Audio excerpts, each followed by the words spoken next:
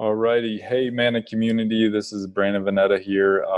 Got Anitha Beberg, just very blessed to have her time on sharing time banking. Her and I have commenced our relationship about a year ago and really have thought experimented how UBI and time banking kind of mesh well together as humanity evolves through this process. So, yeah, just would love to have a intro, Anitha, and give us a little bit about yourself as a person, what drove you to get into time banking and to take this step into becoming a CEO of and founding your own company here. Okay. Well, I was actually looking to start a company that was going to do some good. So I actually found, I put an ad looking for like another co-founder or someone to start something. I was thinking of going into like cancer research or something interesting that I wanted to do. And I got connected with this person who was doing a time banking company, a time banking app. And I didn't know what the heck that was. Time banking, what does that mean? So it's like, is that a financial thing? It was confusing to me. So I worked with him for about a year because I have a software project management background. So I did that for 10 years. I worked for all the big corporations. I'm not even going to say what decade that was, if I mention even the corporations. So, well, HP was one of them. And what other ones? Siemens and Cadence, and Sun Microsystems. So yeah, a lot of big companies I worked at. So I have a technical background, but for me, after I had my kids, I was kind of sucked into the volunteering world. I always liked to volunteer. I mean, it wasn't like but in this case, my kids go to a parent participation school where we're required to put hours into, I think 4 hours per child in the school. So I had to learn all kinds of things. So they threw me into ceramics. I'd never done ceramics, so I got that. But it was just new community of people, and we all helped each other out. It's this community where, I could trust any of those parents with my child and not worry. So it was that sense of community. So when I met this person with time banking, I'm like, wow, I already have a close-knit community. This would be amazing to have an hour of time and then get it back, because we already throw so many hours into volunteering, but I never thought of it as like a give and take thing. So it was a new spin on that. After that, I ended up meeting Edgar Kahn, and I told him that I would like to mainstream this movement. I want to help him. So I ended up joining Time Banks USA, the nonprofit itself that was run by Edgar Kahn, who invented time banking. And about a year later, he asked me to do this venture called Seva, which is now called Seva Exchange, to run this. And he kind of handed me the torch, and super honored when he sent me this beautiful letter. He sent it on his birthday, on his 83rd birthday. Which he did it on purpose, but I mean, I certainly noticed the significance. I'm like, oh my God, this is amazing. That I have to frame it. I keep saying I need to print this email. It was an email, but it was a letter. Print it out and frame it, asking me to do this venture together. And the feeling I felt was, oh my God, I'm so honored. But then the next one was like, holy beep. So it's like this huge weight, like being thrust upon me. Like I am now having to not only, take on all the amazing stuff Edgar has done, as a civil rights leader. He's done all these amazing things, and to continue that and just, I'm not replacing him in any way, but it seems like a lot. So, and it is.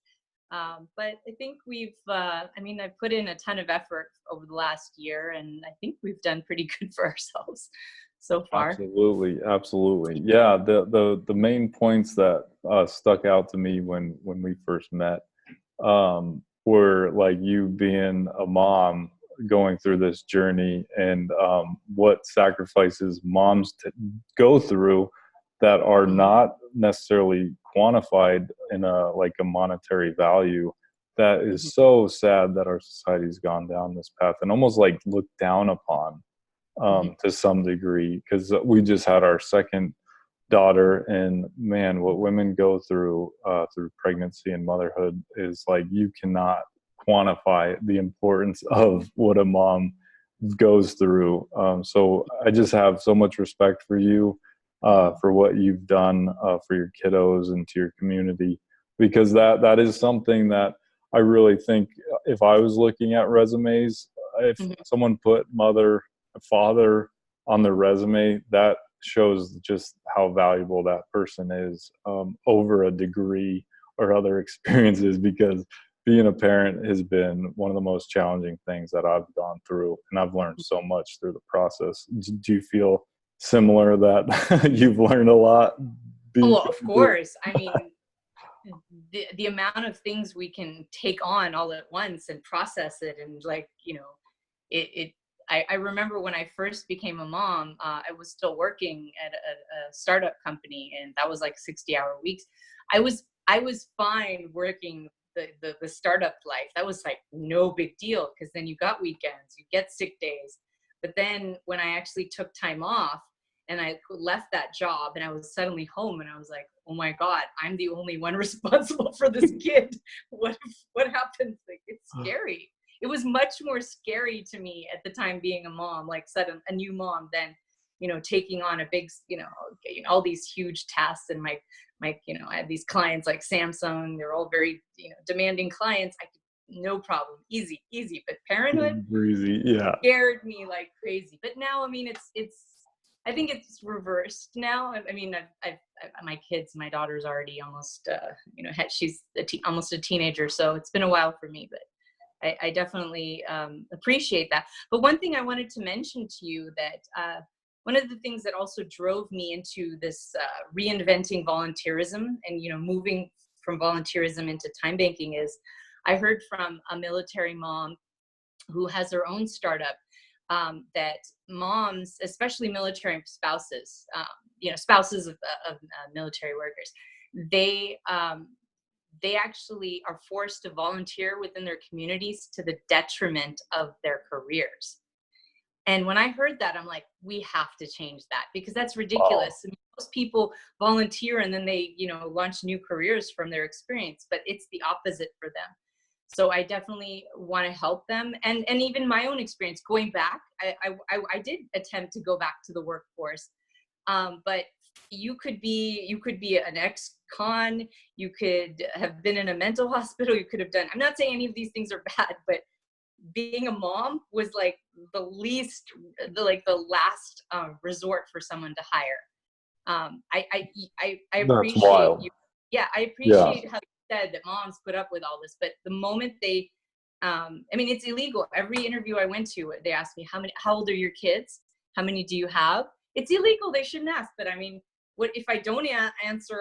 You know, then I seem like I'm not trustworthy. So I'm happy to talk about my children. But again, at the end of the day, we're the last people to be considered for jobs, because they just have this assumption that moms, oh, they'll probably take time off all the time Yeah. for the kids and stuff. It's like, Yeah. well, you know what? Dads do the same thing, but why are they not being penalized?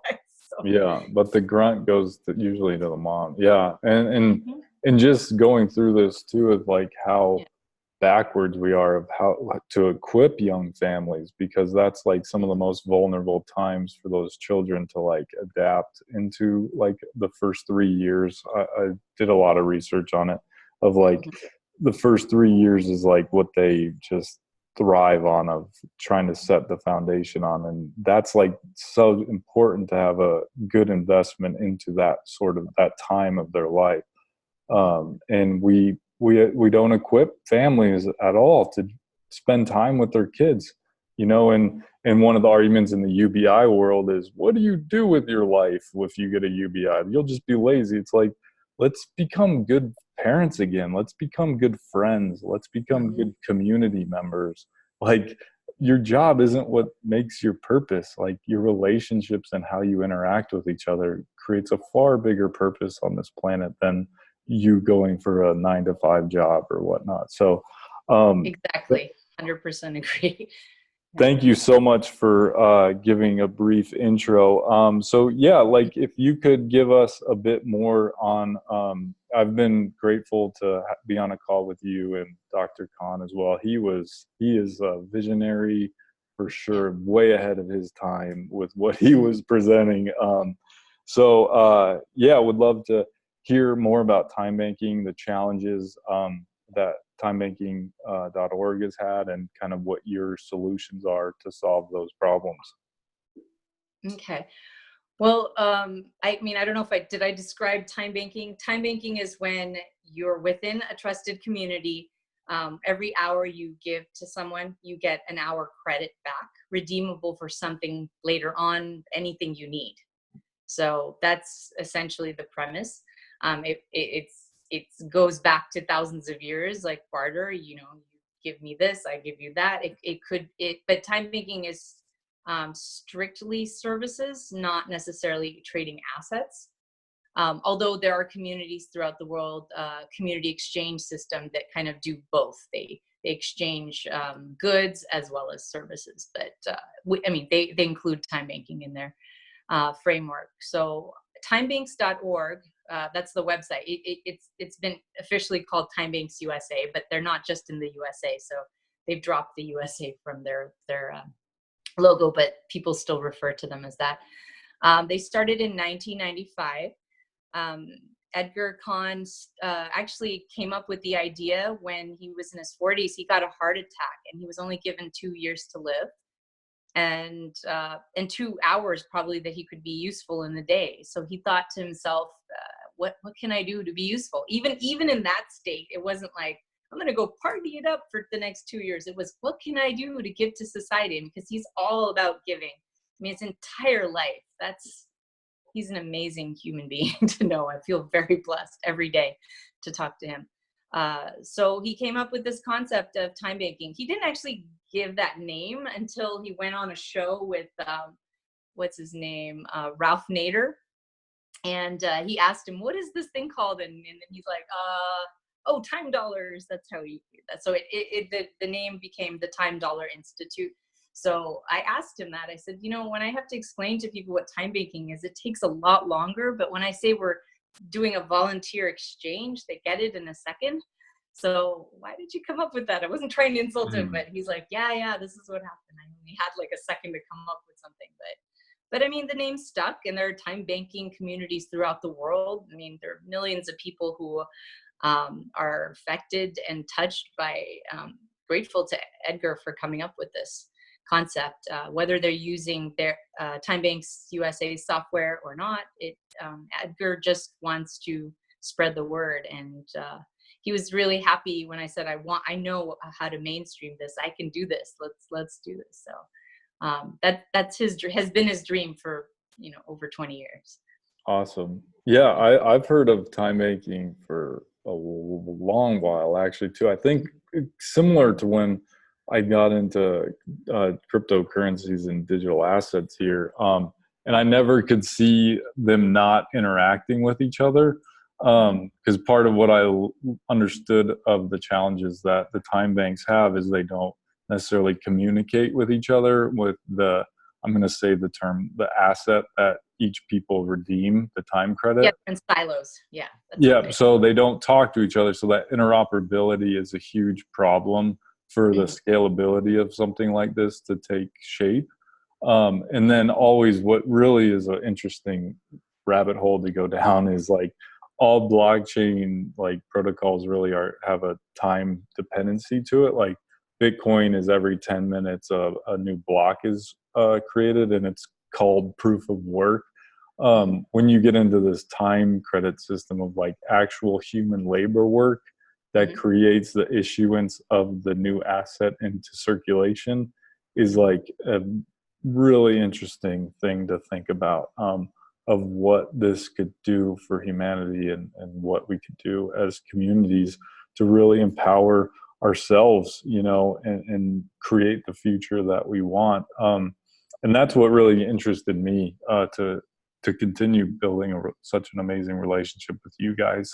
And yeah, I really hope that we can keep the time banking process through, because Edgar Kahn's, he's an older gentleman, and if anyone has time to research him, that man, yeah, like you said, I don't know him nearly as well as you do, but you could just sense the good heartness that that person My had. grandpa, I've officially told him I'm his grandpa. Yeah, nice.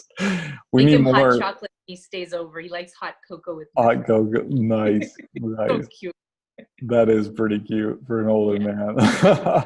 man. And yeah, we just need more souls like him on this planet. Mhm. So yeah, so what are some of when Seva becomes like really tangible? I know you're still working on your minimal viable product and the concepts and all that. But what does the future look like when it's interacting in our day-to-day lives? Like what does that future look like to you? Well, I see a future where every hour of time you give to your neighbor, your church, to a friend, maybe a school, every hour you give is accounted for, and you receive our hour credit, which we call Seva coins, that you can redeem anywhere. I see that to be just completely mainstreamed. I mean, when Uber came out, people said, "That's so obvious. Why didn't I think of that?"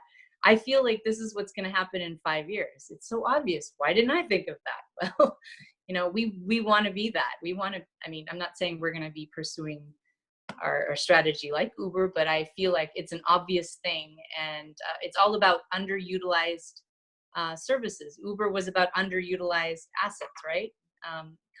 Cars, people's time to drive, and that's essentially what time banking is.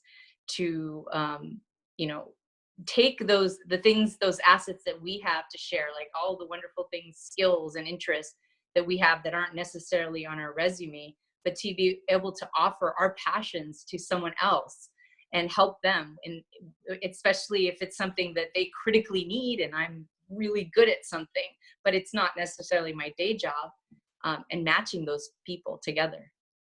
Yeah, no, I agree with that for sure. Because and where all of this kind of molds together, of we have people in the time banking world that have a difficult time comprehending UBI and the importance of it. And UBI, Universal Basic Income, for those who don't know what that acronym means. And then from the UBI side of things, they don't understand how important time banking, that facet is. And how I've started looking at this is like, society right now is this big onion, and we're just peeling at layers to help try to push humanity forward. And UBI is a very critical facet of that.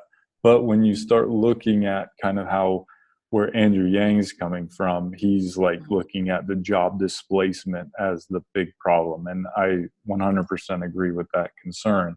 Is how do you then create purpose back in people's lives if their market value basically goes to zero? What are they going to do?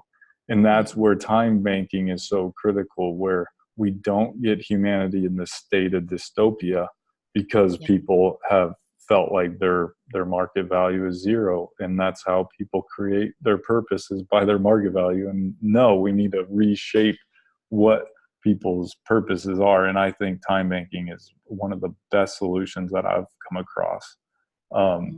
Exactly. Would Time you agree? banking is all about everybody has value. Everyone has skills. Just because your job got outsourced or done away because of AI doesn't mean you no longer have value. Even me, when I left the workforce to be a stay-at-home mom, I gained a ton of skills. But in the market, I was considered, oh, she's out of touch, out of date.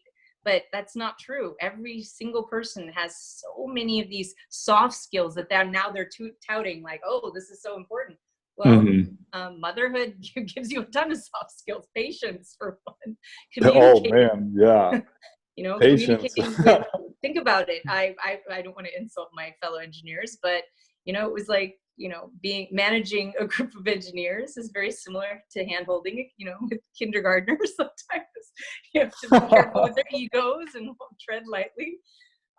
But there's so many things that people should value, and they do value it. They're starting to, at least. And I feel that time banking, and especially what we're doing with technology, to be able to match up everything, that even if an employer is interested in looking up, hey, I want to look for a candidate, but they can check our database. And match someone. Wouldn't you rather hire someone who's passionate about the skills that you're looking for than just someone with just a plain resume and 2 references? In our system, every single hour you give to someone, we have a peer-to-peer review.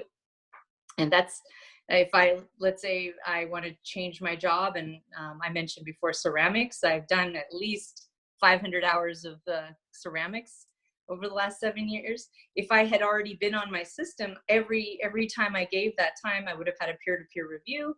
Hopefully most of them would have been positive, and then I could go and say, hey, you could look up my ID here and it'll list, this skill set, and here's proof. Here's 15 teachers who said, yes, I'm amazing at doing this. So I think this will help us. I think everyone should join this system, especially, it's not immigrants taking our jobs, it's AI, just exactly what Andrew Yang is saying, that this will definitely help us also discover what our interests and passions are. Yeah. Maybe there are things we don't even know. I think that's where I get really, where this could get interesting, is like, we've kind of boxed what a normal brain or normal mind should be or do in this world, and what success is. And I think if every individual if they can really find what their purpose or what the meaning of success would be, I think just the future could be so fruitful. But this isn't a given. This is something we have to work extremely hard at to go towards, because the other side of the coin is a state of dystopia, and that is coming pretty aggressively at us too. And where you really hit it at home for the listeners to try to mold this stuff together, because this isn't something you're just going to hear and be like, oh, of course, I get why these things should complement each other. Like, it takes time and to really think outside the box on this stuff. But UBI is also kind of that, is like a level playing field of everyone's loved. Everyone should have a certain amount to start their income with, similar to what you said with everyone has a value that they can contribute in some way to whatever their passions or talents are, that they can contribute to others. And it's such an obvious blend that it's got to go hand in hand through this transition, in my opinion. So yeah, that's just a point I wanted to make here. Did you have anything to add on that front? I think you should explain a little more how it can work together, because it took me a while. We've gotten to know each other over time, but to see how UBI and time banking are connected, that's something it was not obvious to me, and it took a really long time. So for someone just listening now, I think they would be a little confused about that. Yeah, and actually you had a good piece, an article, like you had a 2-part article that you wrote about too. How I look at it is the UBI is like something where we can just inject hope into people, like, okay, that I get this on a consistent basis, and that they can actually start forecasting their future, because a lot of people aren't even looking past a week, a month out into their lives. So if you're not trying to forecast what the future is, you're just going day by day trying to pay your bills and whatnot.